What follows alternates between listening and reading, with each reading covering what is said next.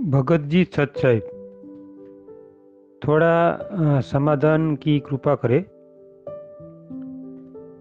बात यह है कि नानक देव जी जब परमात्मा ने सतलोक दिखाया तब विश्वास आया। इसके पहले नानक देव जी विश्वास परमात्मा के ऊपर क्यों नहीं कर रहे थे? और जब परमात्मा नहीं मिला, इसके पहले ब्रह्मा विष्णु की महेश की भक्ति करता था। इसके बाद जब परमात्मा ने सतलोक दिखाया तब विश्वास किया। इसके पहले उनको विश्वास क्यों नहीं था? तो वो तो महाधर्मी पुरुष था और अपन तो एक सामान्य जीव है। तो अपन कैसे भरोसा करें कि सतलोक देखने के बाद अपने को पता चले कि कबीर साहब की भक्ति करनी चाहिए। सत साहिब, जय बंदी छोड़। बंदी छोड़ सतगुरु रामपाल जी महाराज जी की जय हो। सतसाई भगत जी, देखिए आपका जो सवाल है वैसे उस सवाल का कोई मतलब निकलता नहीं है। अब आपको शंका हुई है तो जाहिर सी बात है, जब तक आपकी शंका का समाधान नहीं होगा तब तक आपके मन में वो सवाल हमेशा कांटे की तरह चुभता रहेगा। तो दास को जो सेवा दी है परमेश्वर ने, तो दास की भी ड्यूटी बनती है कि भगत समाज की ऐसी शंकाओं का भी समाधान किया जाए ज्ञान आधार से, जिनका वैसे भक्ति मार्ग में कोई औचित्य नहीं है। आप जी का सवाल है कि जिस प्रकार नानक जी तो बहुत अच्छी आत्मा थी, धार्मिक व्यक्ति थे, और उन्होंने भी जब परमेश्वर उनको बेई नदी पे जिंदा महात्मा के रूप में मिले, उनको सतलोक के विषय में बताया, तो उन्होंने भी तब तक यकीन नहीं किया सतलोक पे जब तक उन्होंने अपनी आंखों से सतलोक को नहीं देख लिया। आप जी का कहना ये है। भगत जी, ये सत्य नहीं है, क्योंकि ये परमेश्वर के सोचल छिद्र में आता है। ये हकीकत नहीं है कि नानक जी ने सतलोक देखने के बाद ही उनकी बातों पे यकीन किया, ऐसा नहीं है भगत जी।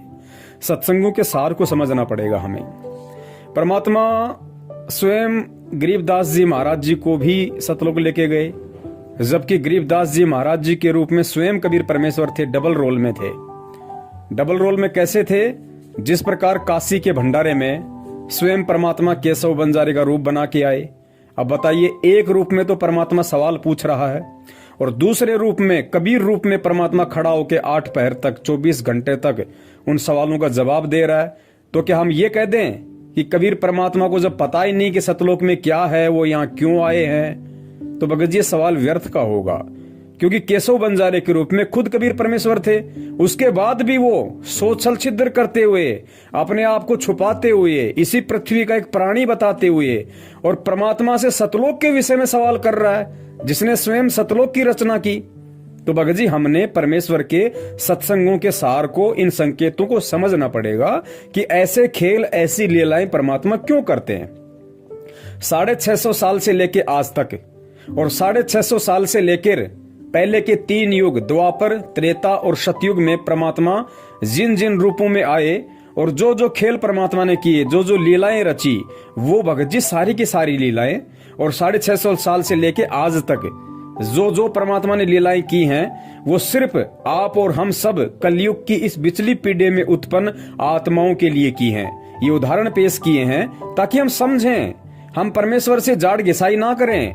जब गुरुदेव साक्षात वो परमात्मा संत रामपाल जी महाराज जी के स्वरूप में सन 1951 में पृथ्वी पे प्रकट होगा, फिर आगे चल के इस पंथ में प्रवेश करेगा, अपना ज्ञान प्रचार करेगा, हमें समझाएगा, तो उस समय संत रामपाल जी महाराज जी को इन सारी बातों को लेके दोबारा से रिवीजन ना करना पड़े, उनको बात बात पे हमारे साथ में वाद विवाद ना करना पड़े, तर्क वितर्क ना करना पड़े, इसके लिए परमात्मा ने आज से पहले इतने पापड़ बेले थे।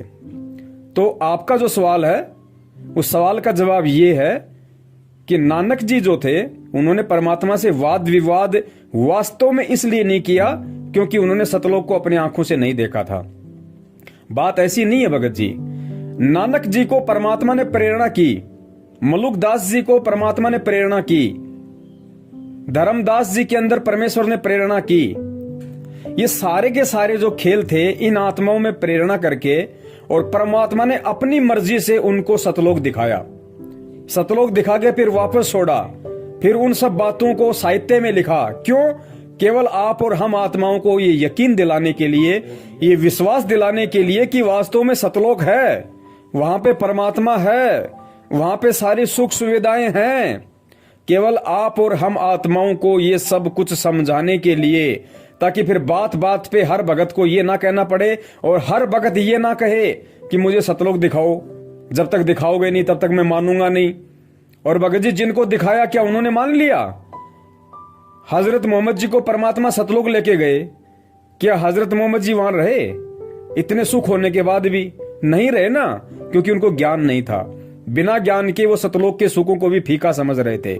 तो भगत जी ये जितने भी लीलाएं परमेश्वर ने की हैं, ये लीलाएं परमात्मा ने जानबूझ के की हैं, उन आत्माओं के अंदर ऐसी प्रेरणा करके की है ताकि ये उदाहरण बने, एग्जाम्पल बने। मुझे कलयुग में हर प्राणी को सतलोक दिखाना ना पड़े, हर प्राणी मेरे से ये सवाल ना करे। इसके लिए परमात्मा ने पूर्व के समय में उन सभी आत्माओं को पहले सतलोक दिखाया और फिर वो साहित्य में लिख दिया। वो पक्का प्रूफ हो गया कि हाँ सतलोक है, परमेश्वर झूठ नहीं बोल रहे। इन किताबों में, वेदों में, गीता में जो लिखा है वो झूठ नहीं है। वो भगत जी हमारे को यकीन दिलाने के लिए परमात्मा ने ये सारे खेल रचे थे भगत जी। तो हम ये नहीं कह सकते कि नानक जी ने जब तक सतलोक नहीं देख लिया तब तक उनको परमात्मा पे विश्वास नहीं हुआ। ये कहना हमारा गलत हो जाएगा, क्योंकि हमने इसके पीछे के रहस्य को समझना पड़ेगा। इसी को तत्व ज्ञान कहते हैं भगत जी, ताकि हम आज उस परमात्मा से बात बात पे ये जिद ना करें कि मुझे सतलोक दिखाओ, मुझे सतलोक दिखाओ। और दूसरी बात, आपके सवाल का जवाब परमात्मा ने अपने सत्संगों में दे रखा है कि भगत जी हमने विश्वास करना पड़ेगा। अगर हमने गुरु बनाया है तो हमने फिर गुरु के प्रत्येक वचन पर विश्वास करना पड़ेगा। जिस प्रकार गुरुदेव ने बताया कि एक पिता अपनी बेटी का रिश्ता तय करके आता है और घर आके बताता है कि भाई लड़का 6 फुट का है, लड़का गोरा चिट्टा है, लड़का ये नौकरी करता है, इतनी जमीन है, इतने सारा सब कुछ है, तो वो घर पे आके बताता है। तो गुरुजी ने बताया जो समझदार जो लड़की होती है वो अपने पिता से वाद विवाद नहीं करती कि नहीं जी मुझे तो दिखा के लाओ पहले, पता नहीं आप कह रहे हो सच है झूठ है भी या नहीं है, आपने रिश्ता तय भी किया कि नहीं किया, आप झूठ बोल रहे हो सच बोल रहे हो, मुझे तो दिखा के लाओ लड़का और उसका घर दिखा के लाओ। तो ऐसी बातें वो लड़की करेगी जिसके पास में अच्छे संस्कार नहीं है और जो लड़की कुचरित्र की है या जो मंद बुद्धि है, जो अज्ञानी है।